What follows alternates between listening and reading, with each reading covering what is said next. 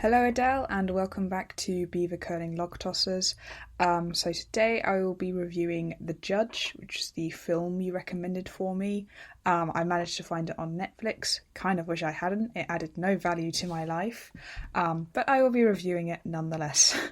So for anyone listening to this, is anyone listening to this? Spoiler alert, it's not an easy... It's an easy enough film to spoil just because it's pretty predictable. This is my first film review. I've done mainly TV show reviews, so sorry if it's just a bit weird and a bit random. I'll just basically be going through a summary of the film, talking about what I thought, and then kind of at the end weighing up the biggest issues and things I liked about it. I liked a few things about it. It wasn't awful. I just wasn't that into it personally. This sort of style of film is not quite to my taste, so I reckon other people will like it more than I did. I'll talk about the problems that I had with it and maybe kind of the style of film I personally would have preferred. But if you enjoyed this film more than I did, and if you saw more of it than I did, if you saw something in it that I didn't see, that is fair enough. Another thing I wanted to mention is several of the actors in this film do have various things and issues and controversies in their personal lives. I will not be commenting on any of that. I'll be commenting a bit on how well I like the acting, but I won't be commenting on the personal lives of the actors. I don't really want to get into that too much, so that won't be a part of this. I think just a summary of the film. Aesthetically speaking, it's a very good film. It's, fine. It is very well acted. I think that's all I can say of the acting. It's not the best acted. There was no reason for these guys to get Oscars or anything. It's not that good quality. But the acting was good. It had some really good cinematography, which I will talk about. Some of the shots look amazing. One of the brothers, because he is kind of into films and everything, there are bits where they're in his, I guess, like a kind of home cinema thing. So you see the projections. It looks very sort of those scenes in Citizen Kane with all the light and everything. It has some really, really cool shots in it. The courtroom, I think, generally looks quite good and aesthetically pleasing and everything. So it's a well-made film and everything. The problem is, I think this film is just one of these films which is littered with missed opportunities. This is a film where it came out quite recently, around 2014, I believe. So there are lots of sort of films of this type. A short summary of the film is Robert Downey Jr. plays this sort of hotshot city lawyer who goes back to his hometown. It's a small town, and his father is the local judge and is kind of a not local celebrity, but he's well known by the people that he presides over. They have differing opinions on him, and he is accused of sort of murder / manslaughter. He ran a man over with his car and killed him. So that is what the film is about. That is the basic summary of the film. I'll go through and talk about everything that happened. But the thing is, I think there are a lot of shows and films which have done this of, people going back to their small town and exploring relationships between parents and children and stuff like that, and going through the legal process. So if you're going to do a film like this, going to tell a story like this, you have to make it original. You have to do something interesting with it. This film just didn't. I found it quite, I guess, bland would be the word. It just didn't take any of the opportunities that it set up for itself. And if you're going to build a film on cliches, you need to be prepared to compare, for people to compare your film to other films that have used these cliches, which I will do throughout this. So throughout this podcast, you may well get a bunch of recommendations for things where they use various tropes that are found in this film, but I actually quite liked them in those ones. I think I'll just get straight into the summary of the film. So we meet Robert Downey Jr. He is the big city hotshot lawyer. Robert Downey Jr., I like him, but I find that he's basically playing the same character that he always plays. His character in this is very Iron Man, kind of just someone who is just more intelligent than everyone else in the room. It establishes that character quickly enough. I don't think the film adds much depth to it.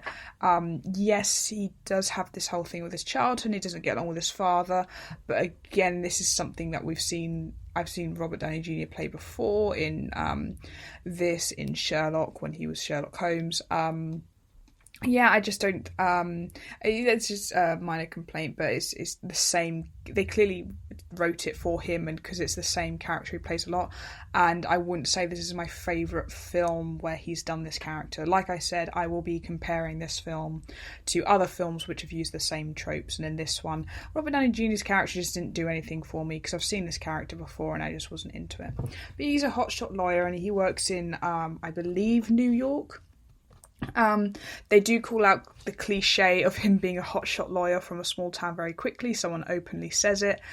Someone calls him a jaded lawyer with no respect for the law, and he essentially agrees. So it calls out the cliches that it uses quite quickly.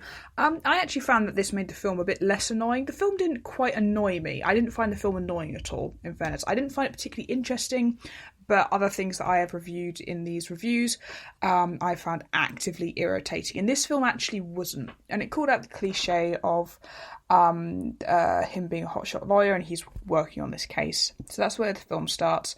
It does begin with a pee joke. I don't know if any good film has ever begun with a pee joke. I doubt it, but this film does. So he's told at the beginning that he only represents the guilty. So Robert Downey Jr. his character does have a name, but I will be calling him Robert Downey Jr. He's told he only represents the guilty. So we find out he's a defence lawyer and he often defends guilty client. Well, he's a defence lawyer, so in that line of work, you will at some point defend a guilty client and try and have them declared innocent. This is kind of the beginning of an ongoing issue of simplifying the judicial process in a film about the judicial process. So there are other films where they will simplify things like the legal process because that is not the centre of the film. So it's fair enough some films do it, but this film is literally called The Judge, and it's about a court case. There is a lot of room in here to criticise the legal process, to make lots of comments on it about different aspects of it, about the courtroom, the police, the prison system. If this film focuses more on the courtroom, but still there is lots and lots you can do with a courtroom drama, and this film, as I said, didn't seem to do any of it. So when he's told he only represents the guilty, there is room there for talking about what it's like being a defence lawyer and having to the fact that people who may have committed horrendous crimes deserve defending. And the fact that defence lawyers have to go in and defend these people, sometimes not knowing whether or not they're guilty, maybe they believe they're innocent. There's a lot you can do with that. There is a lot in terms of a drama, in terms of making something interesting, or even just commenting on things that you can do, and other shows have done it really, really well. I'm reading at the moment the Steve Kavanagh books. I think books like 50-50, The Devil's Advocate, 13. These are all courtroom books, and these are all very, very good at making comments on the judicial process, which I would have liked to see from this film, given it's a film about the judicial process, which does mention some issues with it. But no, all we're told is Robert Downey Jr. only represents the guilty, and we're not really told anything else about that. So Robert Downey Jr. receives a phone call. I quite like the way the phone call is filmed because you don't hear the call or anything, you just see his reaction, his face kind of falls. That was really good. He's basically been informed that his mother has died.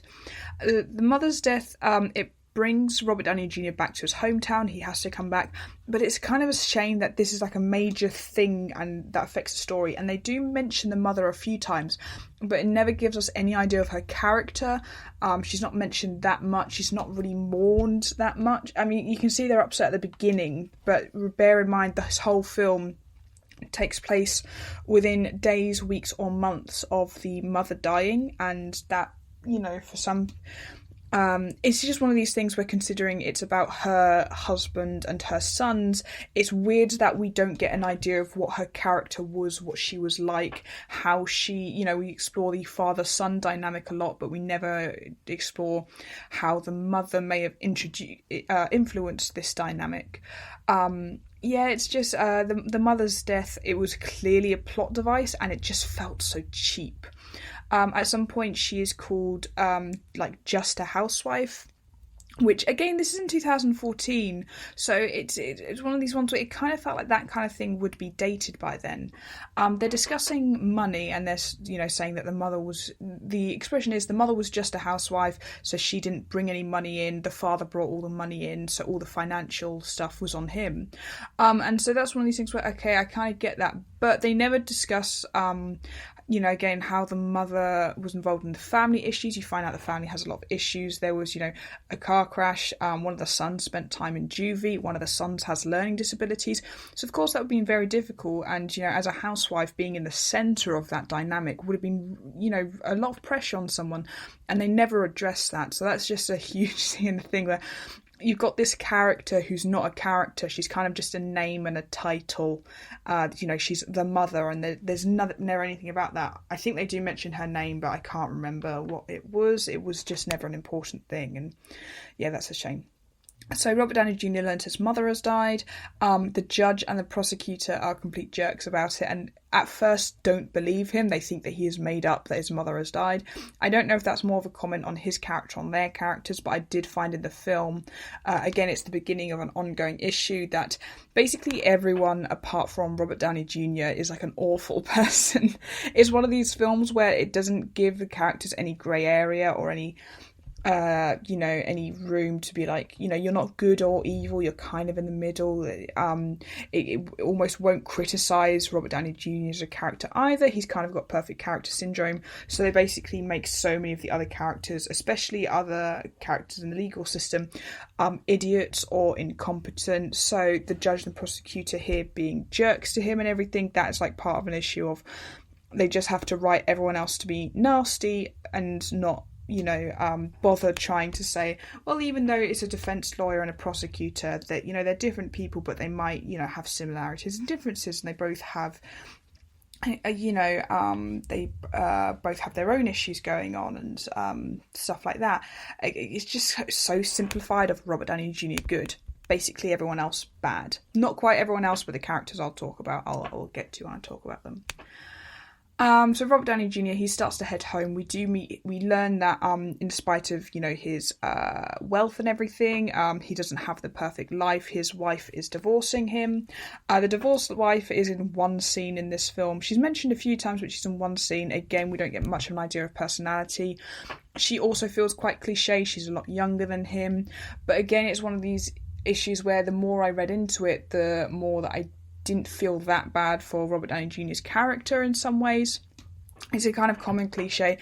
It kind of honestly felt like this part of the film had just been written by someone going through a divorce who hated their wife. That is what it felt like.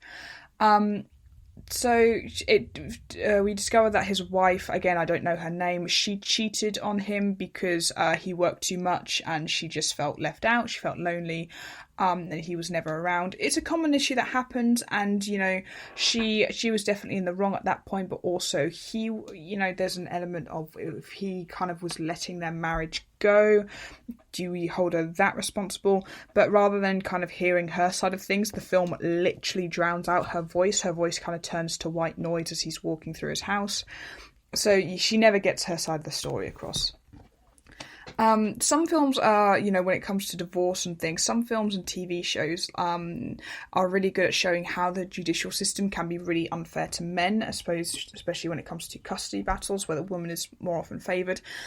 This feels like a film where it kind of reinforces that there's a reason why the mother should get custody, where even though she did cheat on him and break the marriage vows, she is the daughter's primary carer. So when Robert Downey Jr. says, our daughter, she's going to live with me, she's going to come with me and I'll get custody, it feels more like he's saying this as he's leaving to go. Understandably, he is leaving to go to his mother's funeral. I kind of get why he wouldn't want to bring his daughter to that. But still, it's one of these things where he's saying it as he's storming out of the door, and just his entire character as a whole, it kind of feels like actually if the mother is the one who's been there for her and doing the school runs and doing everything, yeah, that's why she would get more custody. It is interesting we see films which try to complain how it's unfair that men don't get custody, but when you're watching them you realise that there are reasons why the men don't get custody but the women do. It's because the woman do more for childcare. There are some TV shows which do make a really good point of the fact that it is unfair. There are plenty of those, but there are also ones which are trying to make a point, but actually, if their main character is just a bit of a jerk, it's kind of like, well, actually, I'm with the cheating wife on this one. So she, I think the other thing I was going to say, even though I've talked quite a lot about this plot point, this plot itself is actually just pointless. It comes up a few times, but it feels like it's wasting screen time. The film is about 2.5 hours, 2 hours 20 minutes, I think. There are lots of plot lines that they could have cut out to try and kind of focus the film a bit more. Or even if they were going to have all these plot lines, a real issue with the film is that they kind of never decided what the film was going to be and what the tone was. So having, this whole thing where the film is about a murder trial, but then also a thing where he's going through a divorce, and that just being a random thing that they add, again, just felt very cliche about, a guy getting divorced because he is a workaholic, and, so his wife leaves him. There's a very cliche storyline. It's been done better in plenty of other TV series and stuff, as I've said, and it just made this storyline feel pointless. I think it would have been just as effective to have had Robert Downey Jr. be, say, just really isolated. Maybe, yes, he's got the job and he's got, the career and everything, but actually he's not married, he lives alone, and he's kind of, that loneliness is kind of his enemy. I think that possibly would have been just as effective, if not more effective, because the divorce storyline felt like it was just soaking up screen time.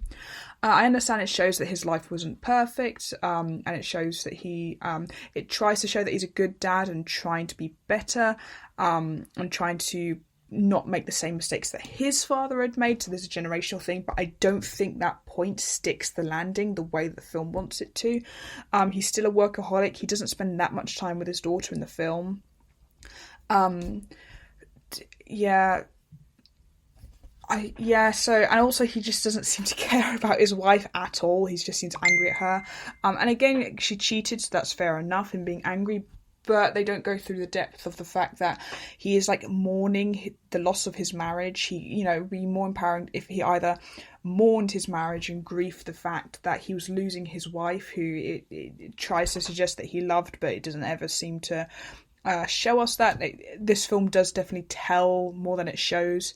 Or even like try and like make his marriage work again, and try and that would be more interesting than just he's getting a divorce and he hates his ex-wife, which has been done so many times before. So Robert Downey Jr., he heads up to his small town. He says at one point that if anyone goes to this small town, it's only because they want to leave. But the thing is, the small town looks absolutely lovely, and it looks like everyone there is kind of happy to be there. It seems like a generally kind of pleasant small town village, kind of idyllic. I actually quite like the small town identity. I think it gives enough of a personality to the town. So the identity of the town and the kind of setting, I think, is well established, and I quite like it. I kind of wish they had done more with it. We'll come on to that when we get to the trial, because obviously it's supposed to be a small town and the local judge, who's a celebrity, kind of goes on trial. You don't really see the impact in the town around them, so it establishes the setting really well, but it doesn't do anything with the setting that they've got with them, which again is one of these things where it kind of felt like a missed opportunity. You could have done more about how these cases affect the local town. So one show I'd really recommend for this kind of thing is Sharp Objects. Sharp Objects is one of my favourite books of all time. It's easily in my top 10 books of all time, and I've read a lot of books. And the TV series they made out of it is also very, very good, starring Amy Adams and Elizabeth Scanlon, and I think Patricia Clarkson. I'll have to look that up, and honestly I've recorded it now, so I'm not going to correct it, but Sharp Objects, look it up. It's a very good series, and they give the town a real personality. They really show how run down it is. They give they have real divides between the rich and the poor in that, and it's just background stuff. They do talk about it a bit, but a lot of it is very much in the background, but you know that it's there. And so when, again, Sharp Objects is a murder case, when the murder case hits the town, it really does explode the town. Another one that does it very well is the film Jaws. In Jaws, they are a small seaside town, who suddenly begin being attacked by a shark and aren't sure what to do with it because the presence of a shark could affect the economy because tourists aren't going to come to the town if there's a shark on the beach. And that's a good one where it kind of shows how in the film and the book, both of them do it very well, where you get this kind of small town community vibe. And even though it is a lovely, nice little community, Sharp Objects isn't supposed to be a pleasant community. It's supposed to be quite difficult there. But Jaws is supposed to be a very pleasant community and everything. But both of those things, even though the setting is different in both of those, both manage to kind of weave the setting into the story, and you get an idea of how the main story is affecting the setting that they're in. But this one kind of just went for, there's a thing going on in a small town, and even though they established what the small town is like, they just don't do much with it, and I think that's a shame that they go for this kind of big city lawyer from a small town cliche, and they could do a lot with it, and there are lots of films and shows, as I mentioned, that have done a lot with it, and they just didn't. Like I said, if this film is going to use cliches, I will compare it to lots of other films which have used the same cliches but done it better. It's not always fair to compare media. Sometimes you do have to take things as they are on their own, but this film I just felt was so ridden with cliches, it does deserve to be compared and contrasted with other things. So where was I? So he gets to a small town. I said when it comes to the small town, so you do get a bit of cinematography when it comes to the small town. Like I said, there are some Citizen Kane shots. There are some really, really bright, beautiful shots to display the town. But generally speaking, I don't think it was all that consistent or interesting. So it's not like every single shot in a film needs to mean something. You do get great films where every single shot, every image you see has a signification. It means something.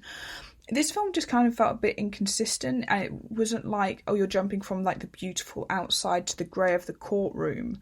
There was a bit of that, so there is some really good cinematography in there.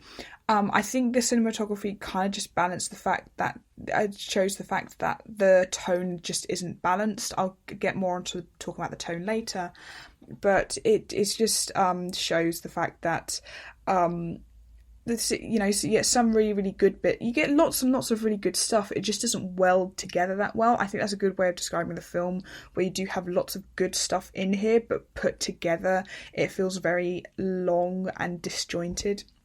So I thought I'd drop that comment in there. Now he's got to the town. So you meet his Robert Downey Jr.'s brothers, Glenn and Dale. They, as characters, crop up randomly and don't do much for the plot. So Dale is supposed to have learning disabilities. He kind of feels like quite bland representation for learning disabilities. He's affected very, very mildly. There is no right way to portray learning disabilities, but here it does feel quite cheap and bland, and kind of like they probably didn't consult anyone. There are shows where you can have a character with disabilities and it's never mentioned. They just exist, and I think that's absolutely fine. But here, maybe it's because it in some ways didn't feel that realistic. It's just Dale is supposed to be kind of this kind, gentle person, when actually people with learning disabilities do have as complex personalities as everyone else in the world does. So I'm not sure who made that decision or why, or whether or not they did consult people who knew what it was to have learning disabilities. It's one of these things where it crops up randomly. I don't think it was that well done. It was done that badly. I've seen it done far worse.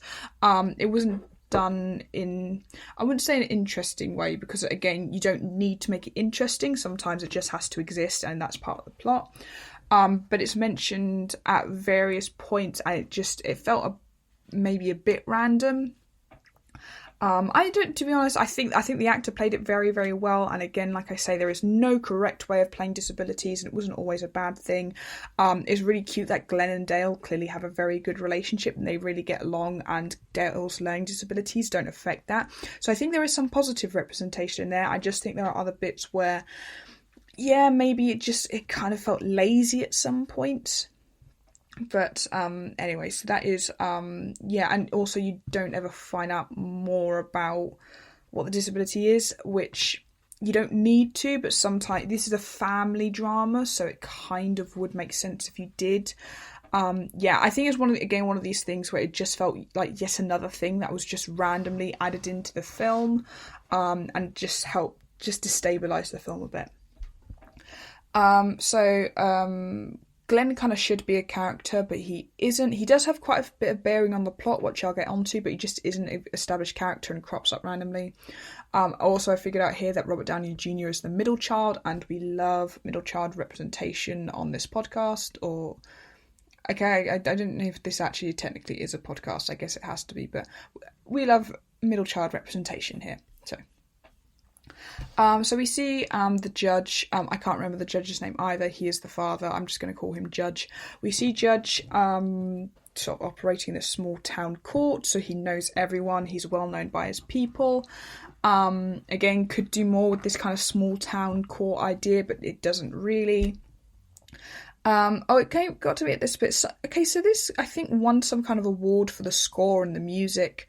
Some of it seems weird and forced sometimes. Some of it is very good, and some of it is weird and forced and doesn't work. So again, I'm not quite sure. I mean, I'm no musician and everything, but sometimes the best score is the one that you don't realise is playing. Whereas this one, I kind of noticed it at some points, and some points where there were points where there was music playing and there didn't need to be. Other points where there was music playing but it kind of felt inappropriate to the tone. So I think maybe the music was good but was basically a victim of the fact that the film's tone is a bit off. So I couldn't exactly say. But yeah, the music just felt a bit weird, and yeah, I wasn't into it. So Robert Downey Jr., he goes to see his father. He sort of starts grieving his mother, and he meets Vera Farmiga's character. I believe her name is Sam, but I think I'm just going to keep calling her Vera Farmiga. She's his old girlfriend. She's a barmaid in a small town. She doesn't really have much of a character. She feels a bit cliche. The brothers go out drinking. And they get into a fight with people who don't like the judge because they've had legal problems. So Robert Downey Jr. is shown to be kind of superior and just outwits people. He doesn't feel like a kind of developed character. He has more, I guess you'd call perfect character syndrome, where he's just better than other people. He's just smarter. He's just wittier. He is the person who can resolve any situation. I found his character a bit cliche and a bit too perfect for me. The film didn't really do much to highlight his flaws, which are evidently there. So Robert Downey Jr., he, gets into a fight with some small town folk, and then he makes out with Blair from Gossip Girl. Scenes like this just made the film feel quite a bit longer. Because they don't really contribute to the overall feel and tone. I guess you could say the fact that there are problems between the judge and the town, but again, the film doesn't do lots with this. It just kind of made the film feel more random. And then also the fact that, again, Robert Downey Jr. is kind of supposed to be going through a sort of devastating divorce, but then he kind of makes out with this sort of teenager around, so... So around this time we discovered that Judge ran someone over and killed them, and it is the case that got away. In fairness, this is kind of an interesting concept. Basically, there was a man on trial, and the judge gave him a minimum sentence of a month because he shot up someone's house. He didn't injure anyone, but he broke into someone's house and shot things. But this is America, so he only got a month for that. He then, when he was released, he then drowned his girlfriend. His girlfriend was the house that he shot up. And then he was put in prison for murder. He got a sentence of 20 years. He only served 8 years. And the judge feels bad because he misjudged him. So this is a kind of interesting concept of the fact, it could be a really, really good criticism of the legal system, the fact that this man killed someone and only went to prison for 8 years for it. And then also the judge just made this decision where basically said, I trusted him, so I let him go, even though he threatened his girlfriend's life, which Again, there is like ongoing stuff in the media. It is one of these topics where you can do your own research about it. I would encourage that. But ongoing discussions of the fact that when women are being threatened by men and the kind of consequences of that, and whether or not like things like verbal assault should be treated as seriously as physical assault. And how to predict when a character is going to be like dangerous to you or something. There's an ongoing issue with that, and this is again could enter that debate of the fact that the guy went to this girl's house, shot a bunch of stuff, barely went to prison, and then came back and then murdered her. That would make a really good commentary on the justice system, that was kind of just allowed, that this girl wasn't protected, and that they said they just decided to trust the man when he said that he wouldn't do it again. And then also, like I said, the fact he only got 8 years even though he took someone's life. So, again, would have made some really, really good criticism of the legal system. Unfortunately, all this really does show is the fact that the guy... this is where the murder trial comes in. Judges tried for murder. This basically suggests that, it doesn't matter if the judge killed him because he deserved to die. He murdered his girlfriend. He only served 8 years. Judge felt bad about letting him free. So... so he deserved to die, so you don't be too upset that Judge killed him, and then the film becomes more about Judge than the fact that he ran someone over. That is the point of this backstory, linking Judge to the victim. And again, it's one of these things where there's a lot of commentary you can make on the legal system. The film is called The Judge. It is about a son who is a lawyer. His father is a judge in a small town. There are lots and lots of things you can say about the legal system here. Things like... Line of Duty was always very good at showing how during legal battles and police procedures, the police system is flawed, the judicial system is very flawed. Lots and lots of other shows have made these kind of comments, and this kind of feels weak because it didn't develop. It didn't develop into something interesting. It kind of just used the cliches and didn't really go far from that. Also, it would have been nice to at some point get Judge's views on convicts. So he says he believed in this man, so that's why he didn't send him to prison for longer the first time round. So does he believe in reformation, or does he believe in punishment? Does he pick and choose favourites? What's his feelings towards justice? How does he feel about the prison system? Does he believe it works? Does he believe it doesn't? Because sometimes he seems to enjoy sending people to prison and getting justice, and other times he prefers giving people second chances. Again, this is kind of an interesting concept, but we don't ever go further into that. And considering Judge is one of the main characters, and this is kind of his life and his experience in the legal system, and his experience could change now that he's on the other side of it, we don't ever get into that. And again, just yet another missed opportunity. Idea for drinking game: take a shot every time Emma complains about a missed opportunity and has the audacity to claim that she could have done this film better, even though she has no experience in filmmaking. So Judge is arrested, and the family begins investigating the hit and run incident. We see it at this point. I think we start to see things like family videos. I actually think they're really cute, and I think they're quite heartwarming. And they hit the kind of family, heartwarming drama tone that the film is struggling to strike. They're not dropped in too much to get annoying. So if you don't like them, they'll only hear it every now and again. But I think they're really cute, and it is kind of canonized based on the fact that one of the Dale likes to record things. Again, that's kind of supposed to be part of his learning disability.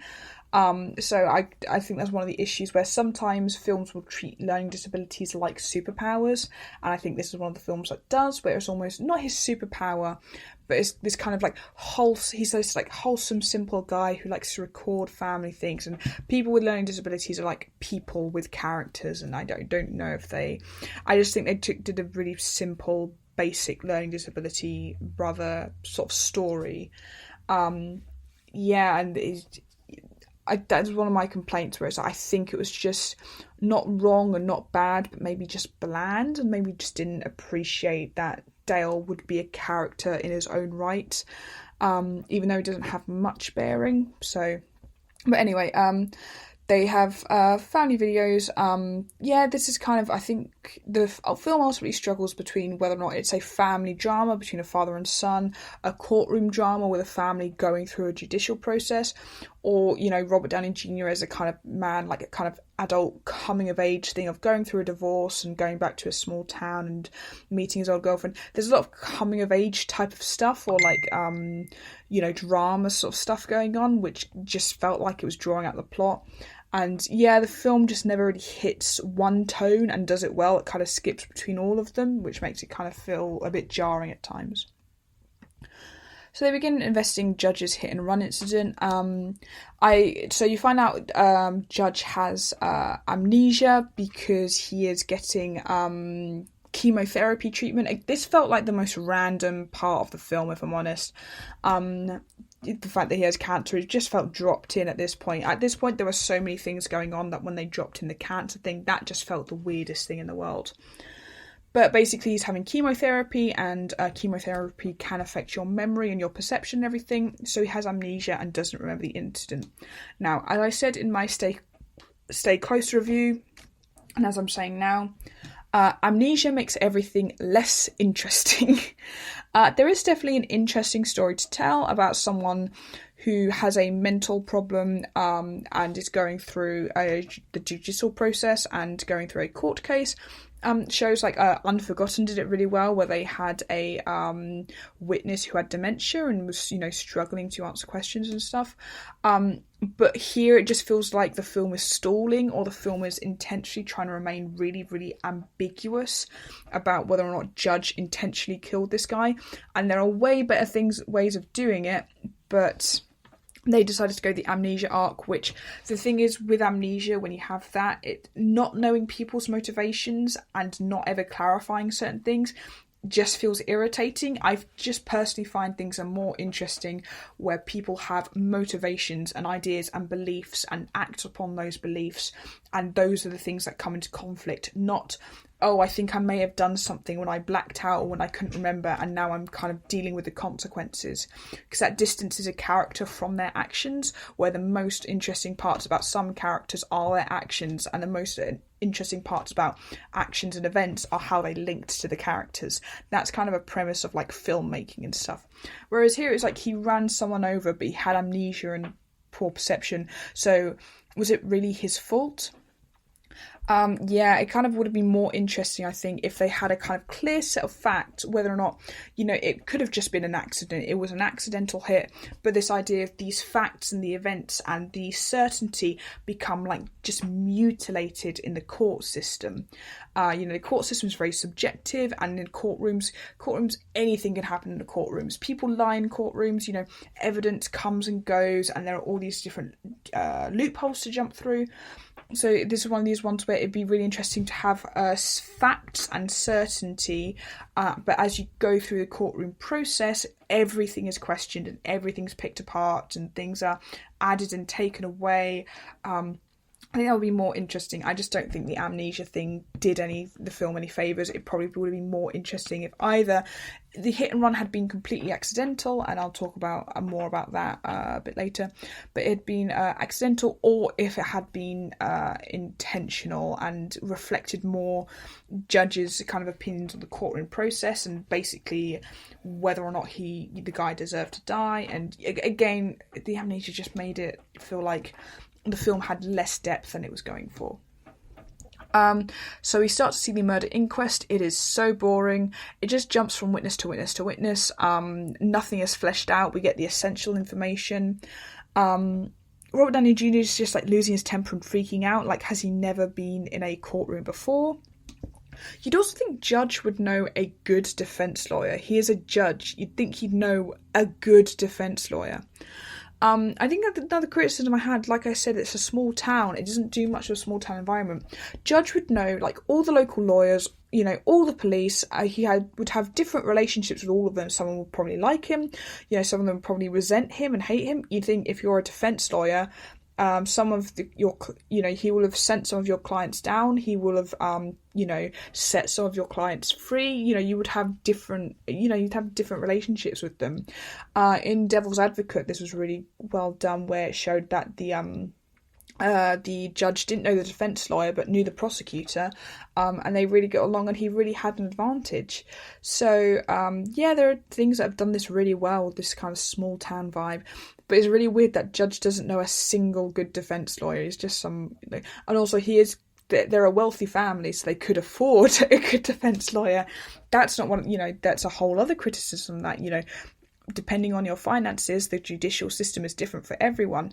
But instead they kind of just get this idiot who, again, he's just inferior to Robert Downey Jr. That's his main personality trait, the fact that Robert Downey Jr. is the greatest of the greatest lawyers, and this idiot just can't practice law at all.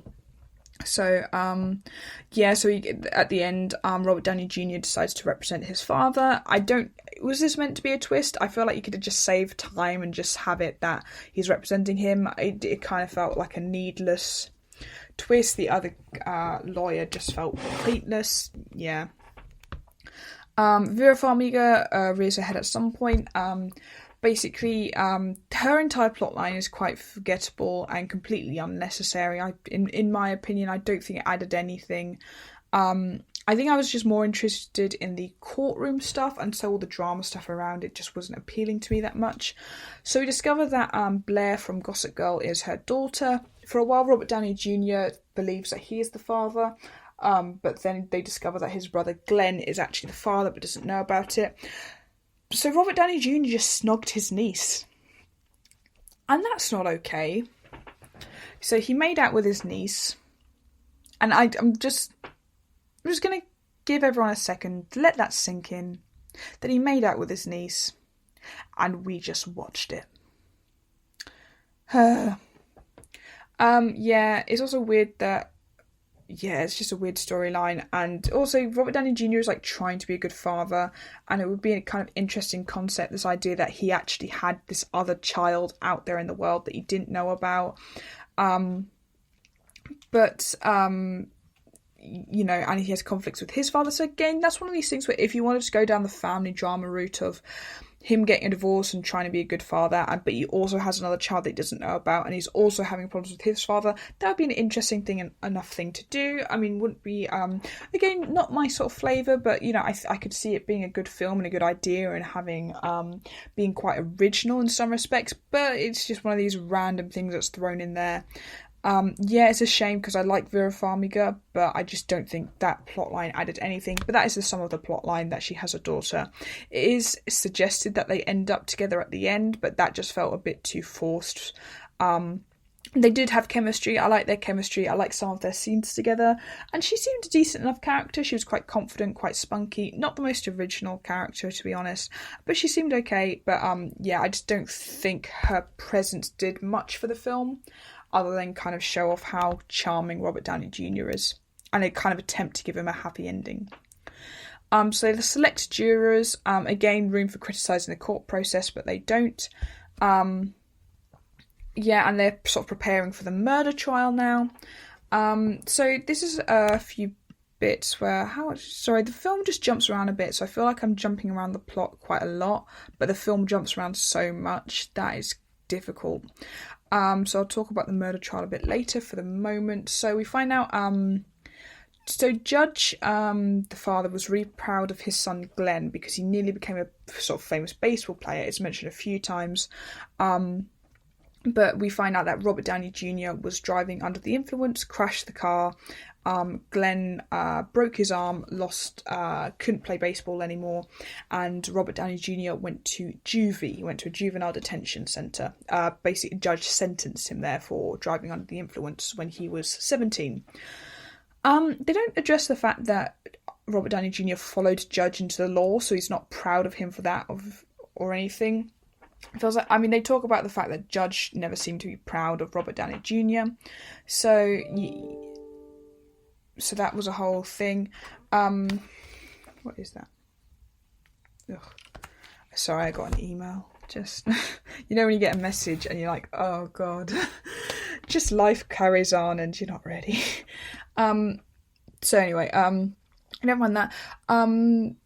So they didn't talk much about the fact that Glenn has built a life for himself. He, still in this small town, I think he owns a shop, stuff like that. but he's married, he has children, he's very happily married. So you talk about what Glenn could have been, but there's never a moment where they're like, hey, actually, Glenn did all right. He's done well. He's got a nice life. And Glenn never really weighs in on this, the fact that he was the one who was going to become a baseball player, but then it was taken away from him. And this whole issue drove apart his brother and his father. He never weighs in on this issue. He does get a moment later, which I'll talk about, but he, it's one of these things where he is the centre of this plotline, and he never weighs in on it. It's just a conflict between... So many of the other characters only exist in order to buck up Judge and Robert Downey Jr. as characters, where Glenn's, his whole life was torn apart by this one thing, and it tore his family apart. But he isn't allowed to weigh in on it because the issue is more about Robert Downey Jr. and Judge rather than Glenn, And I don't think it should surround Glenn because he's not the main character. But you could have let him weigh in on this, and whereas actually the side characters only exist and don't do anything apart from existing, really. Also this would have compared really well to the ongoing case. You've got a father who's done a hit and run, and a son who drove under the influence. You could have compared them and talked about how they both hurt people and injured people, but no, they don't. Again, interesting idea to go down, but they just didn't. It kind of felt like no one had the idea, no one when writing this was trying to develop any of the ideas that they had. They had somewhat good ideas, they just could have done more with them, I felt. So Robert Downey Jr. went to prison because a judge believed that prison would reform him.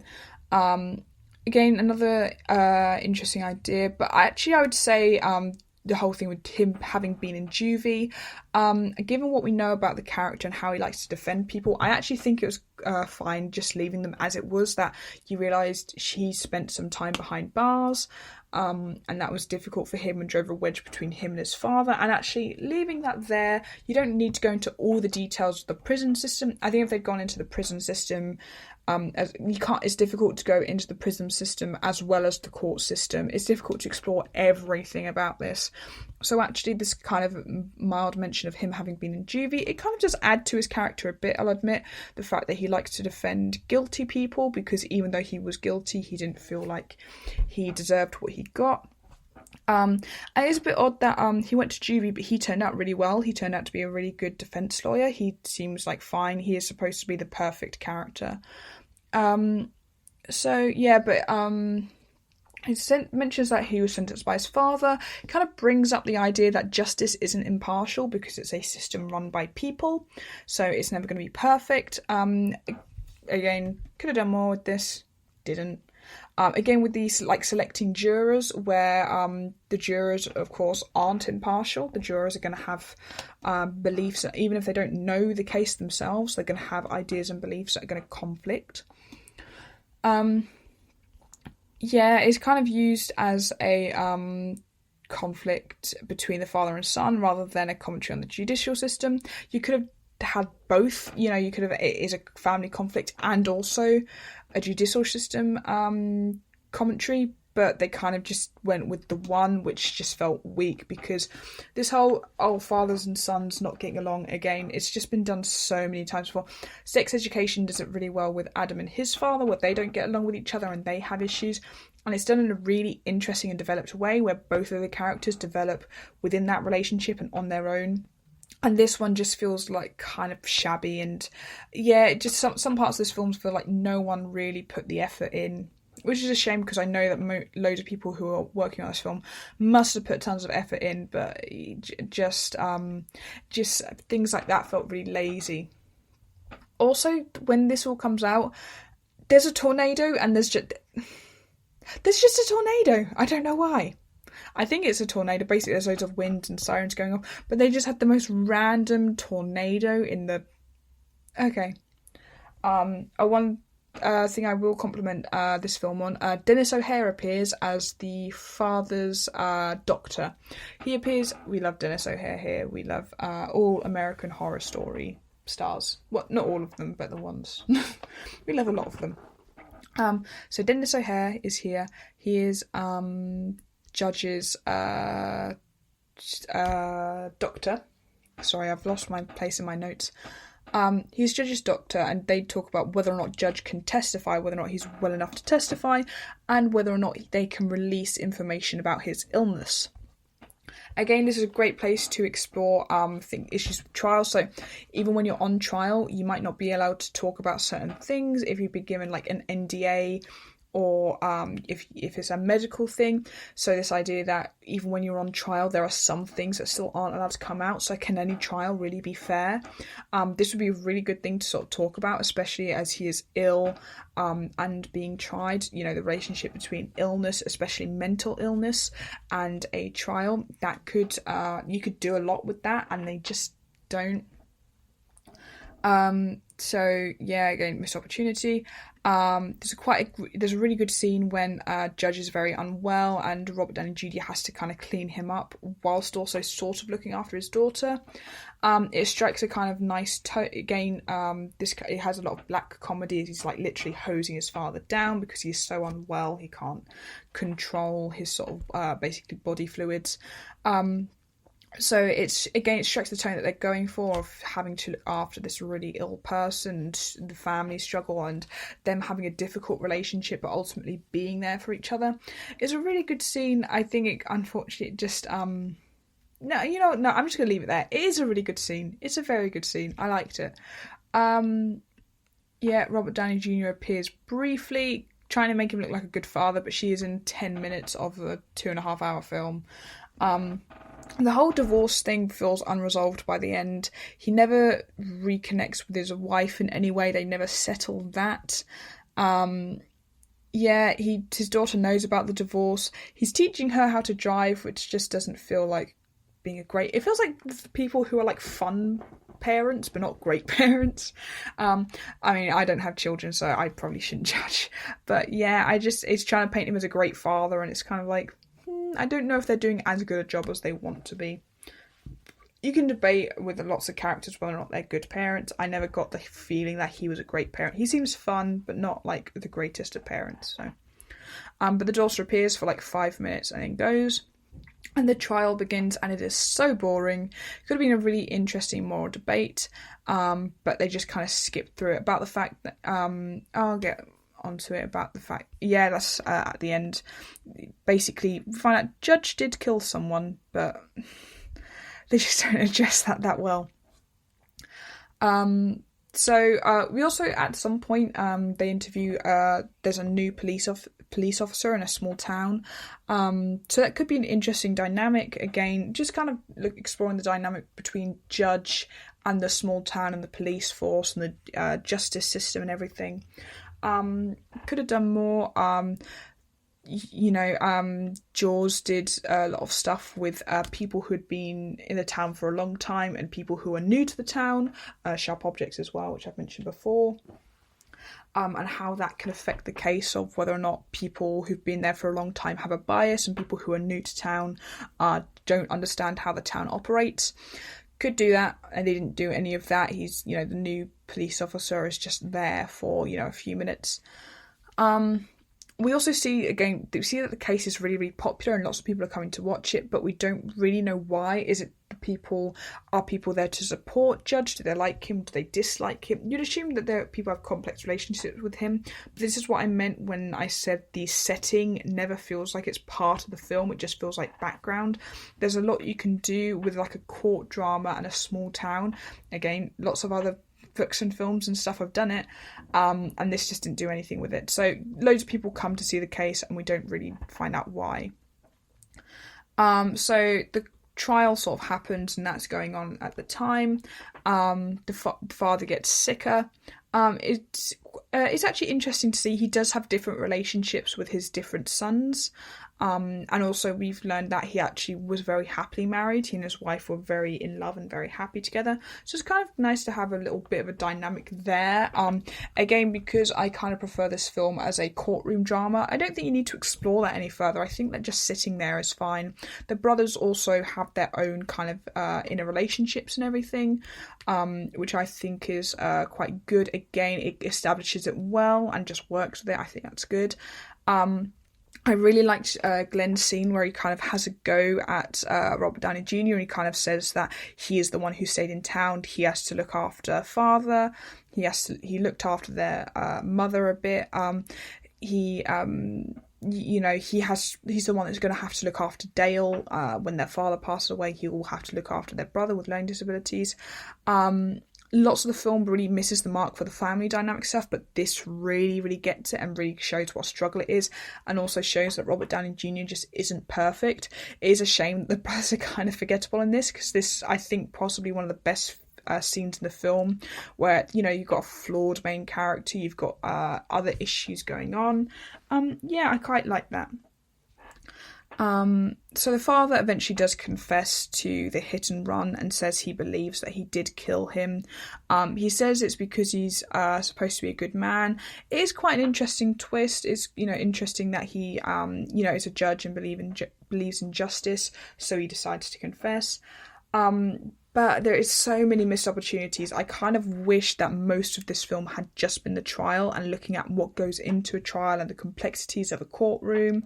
There's a lot you can do with that. There's lots of shows and films have done with that. But it kind of just felt a bit wasted, and you just wasted lots of time with the divorcing the wife and Vera Farmiga, and the brothers cropping up randomly and his daughter coming to... It felt like so many things were just a waste of time in this film. So yeah, the father confesses. That scene felt really, really long and drawn out. I get that you do get some really long and dramatic scenes, but I just lost interest, especially as so many other court clips were just so quick. It felt like this one should have been 2, and the fact that it was long, it was just stretching the scene more than they needed to. So I think Judge... I kind of lost what Judge was talking about. I think I was scrolling on my phone at this point because I was getting quite bored at this point in the film. I'm not really sure if Judge and his son had like a full arc, because it kind of ends with Judge admits that he felt he failed him as a father, but it feels like a very weak climax when he compares Robert Downey Jr. to to the guy that he ran over. I can't remember the guy's name. I'm struggling to remember it here. But I believe he compares Robert Downey Jr. to the guy that he ran over and says, "Oh, I saw you two and saw the same person. You guys were so alike to me." But then admits that he did fail as a father. So he kind of talks about basically hating Robert Downey Jr. but failing as a father. But it just feels very weak. It felt like that they didn't have an arc or a climax or anything. It was kind of a weird dynamic considering it was central to the film, and it kind of left me wanting more. It didn't kind of feel concluded. I do like that they bring some stuff back at the end. So the fact that at the beginning of the film you see that Judge can't remember the name of his... I think his bailiff, I want to say, who's Gus. They've worked together for a long time. Can't remember his name. And then at the end, again, the father can't remember his name and admits that he is ill and has some mental problems to try and kind of... Robert Downey Jr. brings it up to help his case. So the father is sent to prison for, I think... 4 years or something for manslaughter. He gets a few years for manslaughter. But at the end of the film, it's a few months later, he gets leave because he has cancer and he's dying. Again, this could be something that you could criticise, the fact that someone is, he killed someone, but he kind of just gets to walk out of prison in the last days of his life, and you get why they can do it, but also at other times, he has had most of his life out of prison and then killed someone, so does he deserve to stay in prison, or actually does everyone deserve the chance to leave prison? That is another thing that you could debate, but... oh well. And father and Robert Downey Jr. go fishing, and the last thing the father says as he dies is that Glenn could have been something, and then he dies. So it kind of still ends on a kind of a sour note between the father and son. And you don't have to resolve everything, of course, you can't do that, but this kind of feels like the weirdest note to end on. I get that the whole thing with Glenn was the whole conflict, but they brought it up a fair few times, but I think it would have been really interesting if Glenn had weighed in on this to kind of give this conflict a bit more weight. Rather than it kind of feeling like a kind of random thing that these guys are arguing about. Also, I don't know where the other brothers are at this point. They don't seem to come back at the end. Well, they come back for the funeral, but they're not back when the father's dying, so... really, really like the music at the end. I think the funeral's shot well enough. It's kind of a sort of shame. You do feel kind of the sadness of it. And yeah, I didn't feel that the father and son arc... I guess it just didn't work for me. Maybe I've just seen it too many times before with parents and children not getting along. So it didn't really work for me, their arc, but I thought the funeral was good, had some great music. It's a shame that it ended with a cover of The Scientist and not the original Scientist by Coldplay, because that's a great song and I don't think the cover did it for me, but the song at the end I thought was very good. With the suggestion that Robert Downey Jr. will follow in his father's footsteps. Again, quite predictable ending, didn't do much interesting with it, but I thought it was fine as an ending. I thought it was okay. Sorry, I've been talking a lot about this and I'm kind of mixing between catching my breath and yawning, because I did find, like I said, this film didn't annoy me, so I'm not very energetic in this review, but also I did find it quite boring. So sorry if I speak weirdly or if I speak too quickly, because that happens to me sometimes. Biggest issue in the film, a few things feel unresolved. Like I said, the divorce for Farmiga, his relationship with his brothers kind of never crops back up. I guess the whole thing is they're supposed to have a good relationship, but still, the trial still felt random. I didn't feel it kind of gave us any closure on why he killed... Well, I guess it did a bit, but I think they could have done more giving closure on why he killed him, why this man died. They could have done more with that. Like, is it that he really wanted to kill him? Because again, that would have been worth exploring, that he wanted this guy dead and basically murdered him, but only got manslaughter. So lots of things just left ambiguous, and some things you can leave ambiguous and it's really good. Is some of my favourite films and TV shows in the world have an ambiguous ending and it's just done really well. Whereas this one, I think the ambiguity, I don't think it helped at all. I don't think that was what they were going for, because at some points it felt like it wanted to teach us a lesson, but it didn't actually know what the lesson was. So I don't think the ambiguity worked, especially because it, again, if it had debated things, if it had some debates on the judicial system and some commentary and some criticism on, the courtroom and everything, I think ambiguity would have worked, because that way the viewer makes up their own mind. Whereas here, it's just, you just never check in again with like the whole divorce thing, which was a really big thing at the beginning, and Vera Farmiga is kind of around, but I think it hints that he ends up with her, and then therefore his divorce has gone through, but then you never find out what's happened with his daughter, and also the fact that he has made out with Vera Farmiga's daughter, who is his niece, and I don't think that comes up again. Just a kind of bunch of weird things which feel unresolved. But my main thing with the film is the fact that, so you find out in the film, Judge did kill someone. I don't think it makes enough of a thing that he did kill someone. It doesn't address the fact that he may feel guilt, but it rather kind of talks about the fact that he may be punished for killing this guy. So, like I said before, the guy you find out was awful, he was a murderer, and maybe deserved to die, but is it still right that Judge killed him? There is a lot you can say about this, the idea of someone killing a killer. There's a lot of good things, interesting things you can debate with this, and it doesn't go down that road at all. It basically talks about how, he did kill someone, but we need to make sure he goes free, as opposed to kind of the ethics of the situation. It also could talk about the degrees of manslaughter and murder, and basically to what degree you need to be blamed for things, especially considering the father has a mental health problem, kind of amnesia, sort of mental illness kind of thing. You could talk about the fact that it was like a dark night and raining, so it was terrible driving conditions. But also he had been taking a lot of medication, so was it his fault that he was driving under the influence and therefore driving dangerously? There is a lot that you can pull apart here. That's why I wish the trial had been really long, so kind of the viewer could make their own decisions about whether or not he deserved to go to prison, whether or not this guy deserved to die, whether or not he was right or wrong. There's a lot of commentary you can make. Did the victim's family, did they deserve retribution? Again, they're just portrayed as kind of nasty people. They're not given much they're not given much personality, and the personality they get is just kind of it's a very negative portrayal. But you still have to, just the fact that the judge did kill someone, and, people are going to grieve that person, whoever he was. It doesn't delve into Judge's alcoholism. It's mentioned that he's a recovering alcoholic.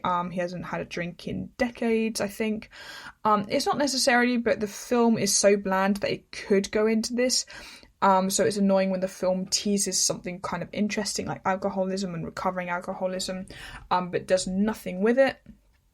It's also weird that I've assumed that there could be a defence that they would use, so things like insanity or automatism, I believe is the defence, or automatonism. Basically when your body does something that your brain doesn't tell it to. Things like seizures can be automatism, but they are defences for things. So it's weird that they don't use any defence based on his mental state and illness or anything. They don't ever bring it up, but you'd think he'd be able to bring that kind of thing up. Yeah, it's just this whole thing felt like a huge missed opportunity. So if we're coming over onto, that's my summary. Going into the overall issues with the film, one huge issue, there are barely any women in the film, and this is in 2014, so there, were plenty of films at the time with like roles for women, so it kind of feels in this film, there are so many men, like lots and lots and lots of men, and barely any women in the film, which just, I felt a bit poor because, like I said, the women in the film don't have great storylines or anything. They're not, it wouldn't have killed them to have, I don't know, the judge overseeing the trial would be a woman, or the prosecutor, or the police officers. And it doesn't comment on the fact that maybe it's a small town, so maybe it is one of these more traditional areas where the women sort of stay home more, and the men are the ones at work, and all the authority figures are men. That does happen, like Sharp Objects does that really, really well, it talks a lot about the sexism within the town, whereas this one is just like, the screenwriter just didn't write any woman. Even the mother is barely an established character. Even though they talk about her a few times, she doesn't feel like a character, where even though, she's dead and she doesn't appear, you can still make off-screen characters into personalities.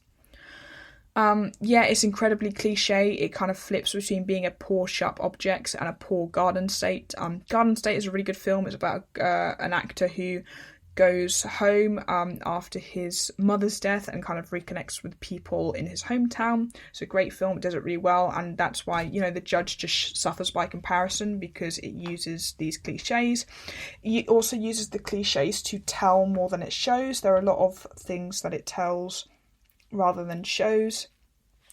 So sometimes, like I said, Robert Downey Jr. kind of supposed to be perfect, but then actually when you look at him, he's not that great a guy. He's quite arrogant, he's quite self-centered, and it doesn't really talk about his issues enough. That's why I really like the scene with Glenn, because he talks about his issues. Yeah, like I've mentioned, tons of missed opportunities, things like criticising the justice system, the small town justice system, the police, the fact that Judge would know all of these police officers, having a mental defect during a trial, losing the mother and how that would have affected them and their dynamic and everything. Just didn't delve into any of these things, and it didn't feel like it delved into anything. Like I said, I think it would have been too ambitious if the film had tried to criticise the police and the justice system and the prison system and reform. You can't do everything, fair enough, it's only one film, but the fact that it didn't develop anything, it kind of was just about the relationship between the father and son, and even that wasn't particularly interesting. It's pretty cliche. It just didn't work for me. yeah, the tone was all over the place. It was a family drama, it was a courtroom drama, it was a coming of age film. It was attempted to criticise the court system at some times, but then just didn't bring up many issues. And yeah, just the tone was all over the place. And also overall issues. He snogged his niece. I'm genuinely trying to look back to see if I've misunderstood that or if there was something else. No, I think he just made out with his niece, and this film just had incest in it, guys. That's not okay.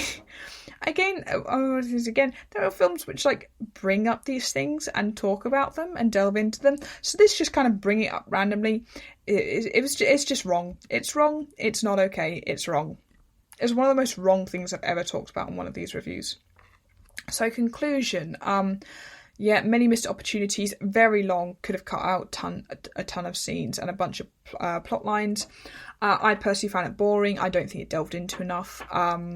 It's not completely predictable. I'll give it the benefit of the fact that it's actually not predictable, so maybe if you guys liked it and were into it and were into everything, it's not completely predictable, so kind of for what it is, it does it fine.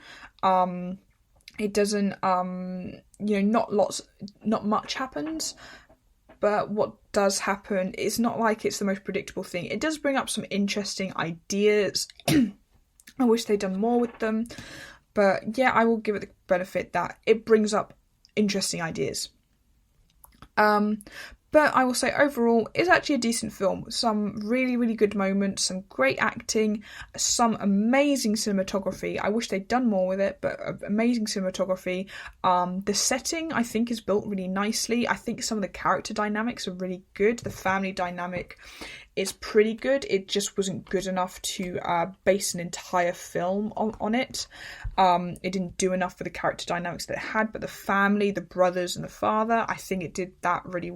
I think their existing dynamics were really good. I kind of just wish they'd done more with the mother, and also given the fact that the father and son were the centre of the film, could have done a lot more with that, which they didn't do, so it didn't make the film that interesting.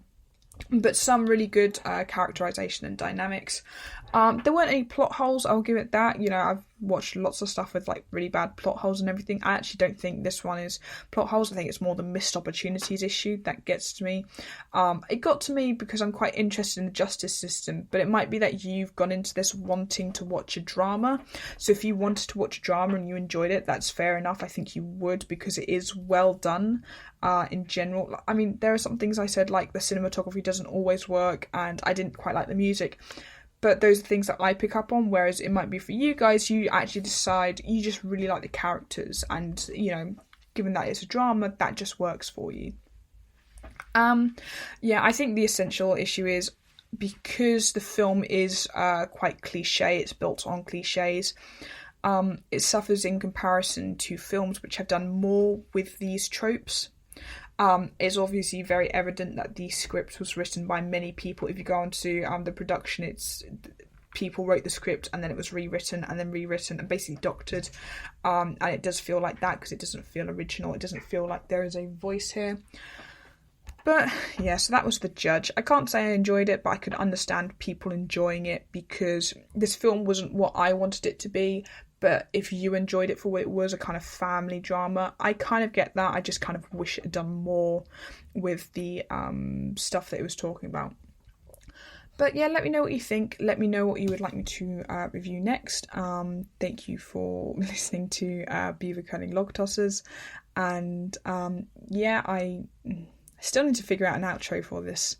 I'll come up with an outro at some point.